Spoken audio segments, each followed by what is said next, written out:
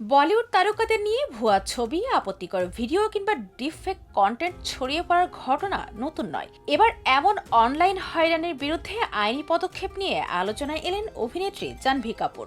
নিজের ব্যক্তিত্ব ও পরিচয়ের অধিকার রক্ষায় দিল্লি হাইকোর্টের দ্বারস্থ হয়েছিলেন জাহ্নবী। তার আবেদনের পরিপ্রেক্ষিতে অনলাইনে থাকা 552টি আপত্তিকর ও অশালীন ইউআরএল দ্রুত সরিয়ে ফেলার নির্দেশ দিয়েছেন আদালত।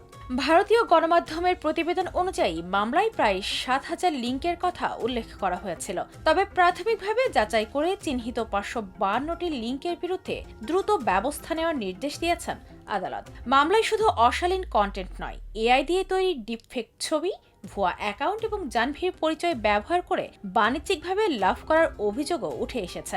এসব বিষয়কে সাধারণ ফ্যান পেজের সঙ্গে এক করে না দেখার কথাও স্পষ্ট করেছে আদালত। জাহ্নবীর নামে থাকা সব ফ্যান পেজ অবশ্য বন্ধ করে দেওয়ার পক্ষে নয় দিল্লি হাইকোর্ট। আদালতের পর্যবেক্ষণ, কোনো তারকার ছবি, সিনেমার তথ্য, প্রশংসা কিংবা সমালোচনা প্রকাশ করলেই একটি ফ্যান পেজ বেআইনি হয়ে যায় না। তবে কোনো পেজ যদি তারকার পরিচয় ব্যবহার করে অশালীন কন্টেন্ট ছড়ায় কিংবা অবৈধভাবে অর্থ উপার্জন করে, সেক্ষেত্রে অবশ্যই আইনি ব্যবস্থা নেওয়া যেতে পারে।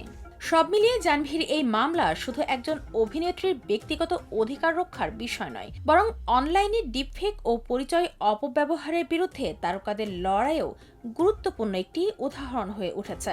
এদিকে কাজের দিক থেকে জাহ্নবীকে সর্বশেষ দেখা গেছে তেলুগু অ্যাকশন ড্রামা পেড্ডি সিনেমায়। বুচিবাবু সানা পরিচালিত ছবিটিতে রামচরণ ও শিবরাজ কুমারের সঙ্গে অভিনয় করেছেন তিনি। 2026 সালে জুনে প্রেক্ষাগৃহে মুক্তির পর জুলাই নেটফ্লিক্সেও এসেছে সিনেমাটি।